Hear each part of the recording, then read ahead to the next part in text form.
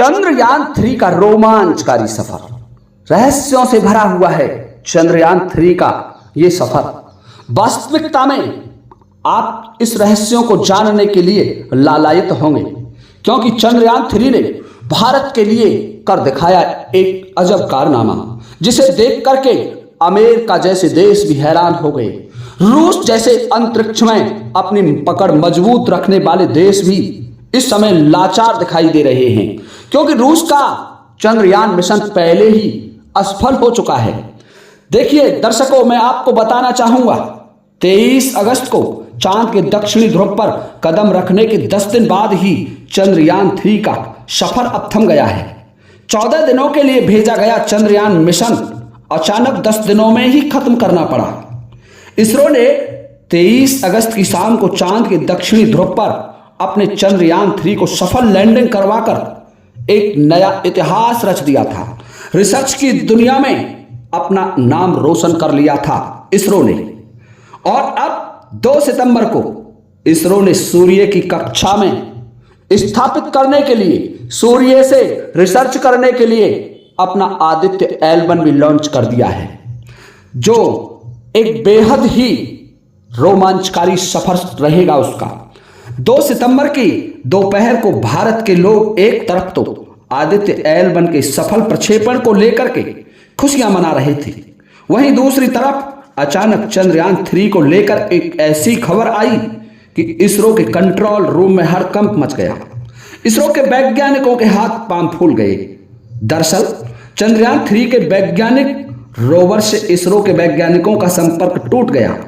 प्रज्ञान rover अचानक चांद की सतह से गायब हो गया और एक लंबी नींद में सो गया। अब प्रज्ञान रोवर का संबंध इसरो से कैसे टूटा? ऐसा क्या हुआ? प्रज्ञान रोवर अचानक चांद की सतह से कैसे गायब हो गया? क्या हुआ उस प्रज्ञान रोवर के साथ? और चंद्रमा की सतह से यदि प्रज्ञान रोवर गायब हुआ तो इसमें क्या इसरो के वैज्ञानिकों की गलती हुई थी? इसरो प्रमुख अश्वनीनाथ ने इन सभी प्रश्नों का जवाब सोशल मीडिया पर देते हुए क्या कहा? उन्होंने बताया कि दरअसल 23 अगस्त को चंद्रयान 3 ने जब चांद की सतह पर सफल लैंडिंग की थी, तब पूरी दुनिया ने चांद के दक्षिणी ध्रुव को पहली बार देखा था। इससे पहले पूरी दुनिया चांद के इस भाग से अनजान थी। अमेरिका, रूस ने तो अपने सपने में भी नहीं सोचा था कि भारत का मून मिशन इस तरीके से चंद्रमा पर सफलता प्राप्त करेगा और भारत को इतनी बड़ी उपलब्धि हासिल हो जाएगी। देखिए दर्शकों, आपको बताना चाहूंगा इसके पीछे बहुत बड़े रहस्य छुपे हुए हैं। चांद की दक्षिणी ध्रुव की सतह बहुत ही रोमांचकारी, डरावनी, भयानक है। इस सतह पर हमेशा रहस्यों का पर्दा पड़ा हुआ है। आप कहेंगे कि ये रहस्य क्या है? अमेरिका के अंतरिक्ष यात्री नील आर्मस्ट्रांग ने भी कहा था कि दक्षिणी ध्रुव पर कुछ रहस्य ऐसे हैं जिससे अभी तक सभी मानव अनजान हैं। उन्होंने साफ तो नहीं बताया, लेकिन उनका इशारा शायद एलियंस की तरफ था। श्रोताओं, अब आप सोच रहे होंगे कि चांद के दक्षिणी ध्रुव के इतना भयानक क्या है? दक्षिणी ध्रुव पर क्या रहस्य हैं जिन्हें आज तक कोई मानव नहीं जान पाया है?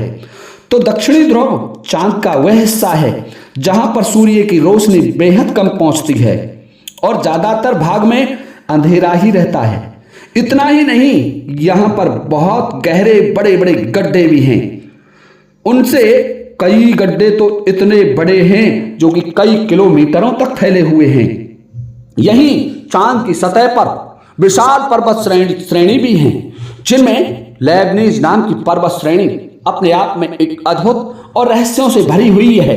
कहा जाता है कि इस पर्वत श्रेणी की गुफाओं में ही एलियंसों का निवास होता है, परंतु जो भी वहां के वैज्ञानिक तथ्य स्पष्ट कर रहे हैं, उनसे यह साफ तौर पर स्पष्ट होता है कि चंद्रमा का दक्षिणी ध्रुव भाग वास्तविकता में रहस्यों से भरा हुआ है।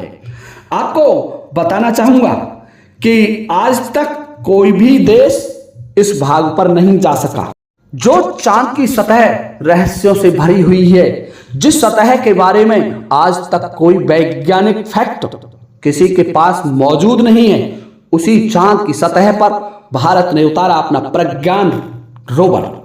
आपको बता दें कि चंद्रयान-3 की सफल लैंडिंग के कुछ घंटे बाद ही चंद्रयान-3 के विक्रम लैंडर ने अपने सीने को चीर करके प्रज्ञान रोवर को धीरे धीरे चांद की सतह पर उतार दिया और 10 दिनों के से चांद की सतह पर वो प्रज्ञान रोवर चहलकदमी कर रहा है।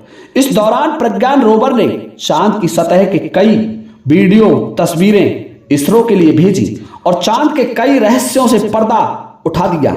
रूस और अमेरिका ने तो कभी भी नहीं सोचा था कि भारत का चंद्रयान कुछ ऐसा भी कर सकता है। बीते दिन सतह पर घूमते घूमते प्रज्ञान रोवर ऐसे ही किसी एक गड्ढे के पास पहुंच गया और उस गड्ढे में गिरने ही वाला था कि प्रज्ञान रोवर पर लगे हुए सेंसर एक्टिव हो गए और उन सेंसरों ने चंद्रयान-3 के प्रज्ञान रोवर को उस गड्ढे से तो सुरक्षित निकाल दिया और अपना काम भी पूरा कर दिया, परंतु एक ऐसा रहस्यमय खजाना भी खोज दिया जिसे देख करके समस्त संसार के देशों की नींद उड़ गई। प्रज्ञान रोवर ने वह ऑक्सीजन, सल्फर समेत कई दुर्लभ खनिजों के भंडार होने की पुष्टि की है। इसरो ने बताया विक्रम लैंडर तो अपने उसी स्थान पर खड़ा हुआ है, परंतु प्रज्ञान रोवर इन 10 दिनों में चहलकदमी करता हुआ विक्रम लैंडर से लगभग 100 मीटर की दूरी पर चला गया है। दर्शकों, चांद के दक्षिणी ध्रुव पर रिसर्च करने में कई परेशानियां आती हैं। पहली परेशानी तो सफल लैंडिंग को लेकर के है कि कोई भी देश चांद के दक्षिणी ध्रुव पर सफल लैंडिंग कैसे करवाए, और यही कारण था कि भारत चंद्रमा पर सीधा अपना उपग्रह नहीं भेज सका, अपने यान को सीधा नहीं भेजा, नहीं तो चंद्रमा की दूरी महज 3,84,000 किलोमीटर थी, जबकि चंद्रयान-3 को 55 लाख किलोमीटर की दूरी तय करके चंद्रमा के दक्षिणी ध्रुव पर उतारा गया।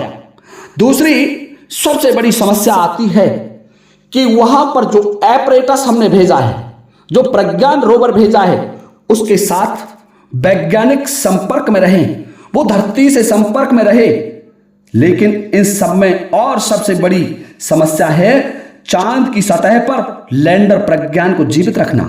दरअसल लैंडर प्रज्ञान रोवर सोलर एनर्जी से चलते हैं। इनके ऊपर सोलर प्लेट लगी हुई होती है, जिससे सूर्य की किरणों से ही एनर्जी लेकर इनके उपकरण काम करते हैं। लेकिन चांद पर सूरज की रोशनी हमेशा नहीं रहती और ना ही धरती की तरह 24 घंटे के दिन रात होते हैं। चांद पर धरती के 14 दिनों के बराबर एक दिन होता है और इतनी ही बड़ी रात्रि होती है।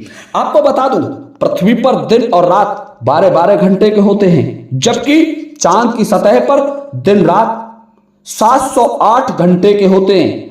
708 घंटे दिन में होते हैं और 708 घंटे की ही रात्रि होती है। यही कारण था कि भारत ने अपना चंद्रयान-3 23 अगस्त को ही चंद्रमा की सतह पर उतारा, क्योंकि 23 अगस्त को चांद की सतह पर दिन निकला था और इसी कारण से भारत ने चंद्रयान-3 को 23 अगस्त को ही चंद्रमा के दक्षिणी ध्रुव पर लैंडिंग करा दिया था।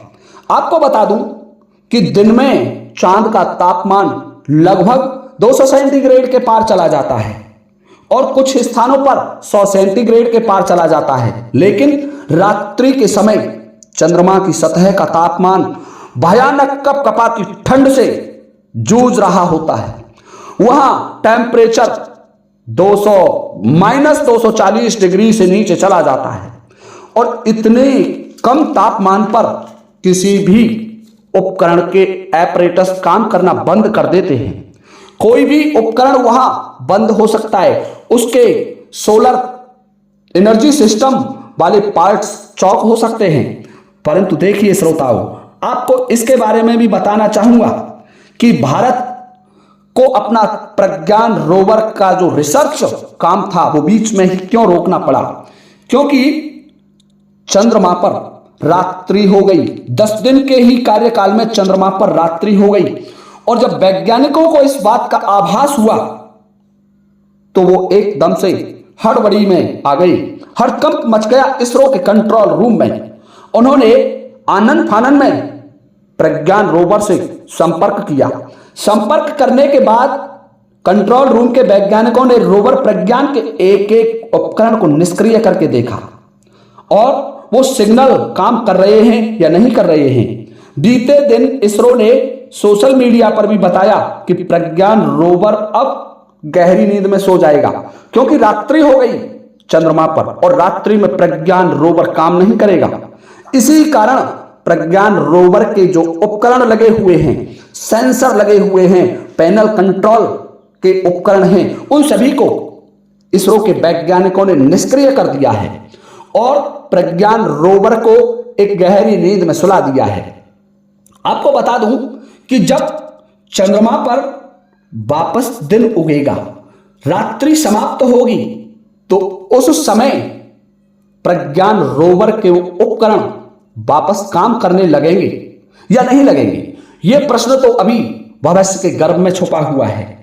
इसको लेकर के इसरो के वैज्ञानिक काम कर रहे हैं, लगातार विक्रम लैंडर के संपर्क में हैं और रोवर प्रज्ञान से विक्रम लैंडर भी संपर्क में है।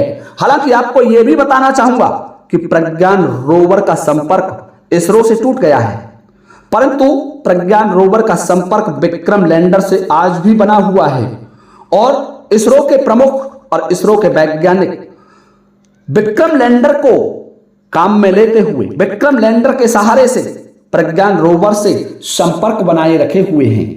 आपको बता दूं कि अब दोबारा चांद पर 23 सितंबर को दिन उदित होगा और जब दिन उदित होगा, सूर्य की रोशनी चांद की सतह पर गिरेगी तो प्रज्ञान रोवर के पैनल कंट्रोल को सक्रिय कर दिया जाएगा, उसके उपकरणों को, सेंसरों को सक्रिय कर दिया जाएगा और फिर देखना होगा कि क्या प्रज्ञान रोवर काम करता है।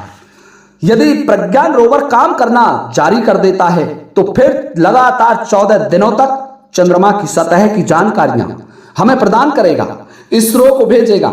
और यदि प्रज्ञान रोवर ने अपना काम नहीं किया, उसके सेंसर एक्टिव नहीं हुए, तो जैसे भारत का कोई राजदूत किसी देश की धरती पर हमेशा के लिए मौजूद रहा हो, इस तरीके से प्रज्ञान रोवर भारत के एक राजदूत की तरह चंद्रमा की धरती पर शान से भारत का प्रतिनिधित्व करेगा। आगे आने वाले कई वर्षों तक भारत का नाम रोशन करता रहेगा। यह प्रज्ञान रोवर का सत्य है। और अब आपको बताएंगे हम 22 सितंबर को कि क्या हुआ प्रज्ञान रोवर का। तब तक आपको हम इसी तरीके के वीडियोज इस चैनल पर लाते रहेंगे। यदि आपको हमारा यह वीडियो अच्छा लगा हो तो कृपया वीडियो को लाइक करें, शेयर करें और सब्सक्राइब करना बिल्कुल नहीं भूलें। इसी के साथ आप सभी से लेता हूं अनुमति इस वीडियो को विराम देने की। जय हिंद, जय भारत।